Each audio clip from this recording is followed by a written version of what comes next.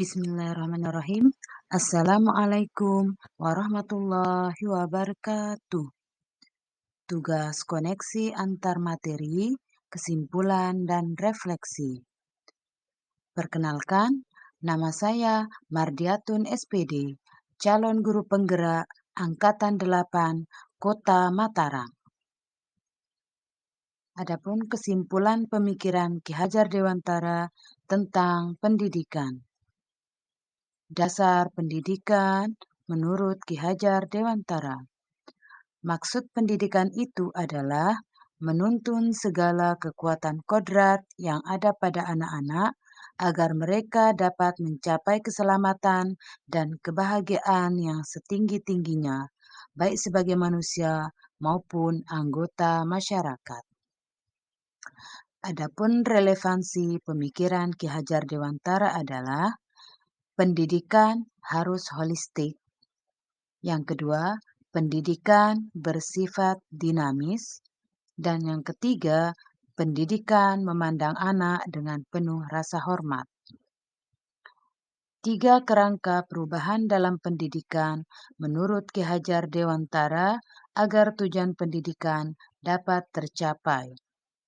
Yang pertama, kodrat keadaan meliputi kodrat alam dan kodrat zaman.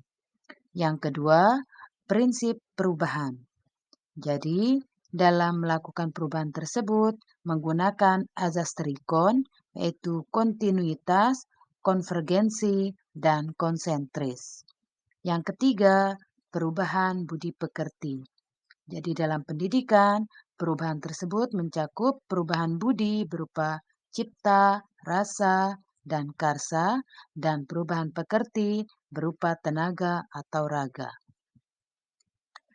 Adapun hal yang saya percaya tentang murid dan pembelajaran di kelas sebelum mempelajari modul 1.1 adalah pembelajaran itu merupakan proses mentransfer ilmu dari guru kepada peserta didik. Yang kedua, guru adalah pelaku utama dalam pembelajaran. Yang ketiga, peserta didik tidak akan memahami pelajaran jika saya sebagai guru tidak menjelaskan. Yang keempat, peserta didik dikatakan berhasil jika mendapatkan nilai yang bagus atau nilainya melampaui KKM. Yang kelima, peserta didik harus menguasai semua materi sesuai kurikulum yang ditetapkan. Dan yang terakhir, dengan memberikan hukuman akan mampu mengubah laku peserta didik menjadi lebih baik. Sedangkan perubahan yang saya rasakan dari pemikiran atau perilaku saya setelah mempelajari modul 1.1 ini adalah saya berpikir guru itu bukan satu-satunya sumber belajar. Kemudian pembelajaran itu berpusat atau berpihak kepada anak. Yang ketiga, sebagai guru kita harus menghargai keragaman, kodrat alam dan kodrat zaman, serta bakat dan minat dari setiap peserta didik kita. Yang keempat, pembelajaran itu bukan hanya tentang menuntun kemampuan akademik saja, namun menuntun dan menanamkan nilai-nilai dan budi pekerti.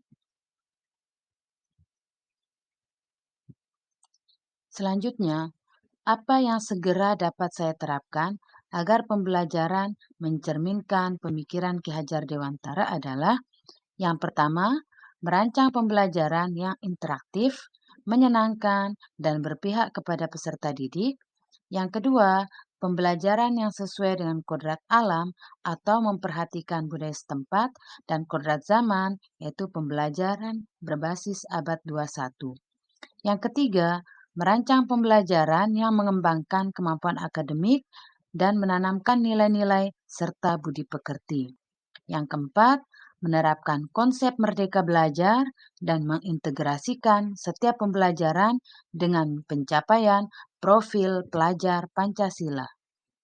Nah, kesimpulannya, pendidikan adalah menuntun setiap anak sesuai dengan kodrat alam dan kodrat zamannya dan disesuaikan dengan bakat dan minat anak, serta pendidikan itu harus bersifat holistik bukan tentang menuntun kemampuan akademik saja, tetapi bagaimana seorang pendidik itu menanamkan nilai-nilai dan budi pekerti yang luhur kepada setiap peserta didiknya, serta kita harus tetap berpikir sebagai peserta didik bahwa pendidikan itu bersifat dinamis, disesuaikan dengan perkembangan zaman, serta kita sebagai guru harus dapat memandang anak dengan penuh rasa hormat.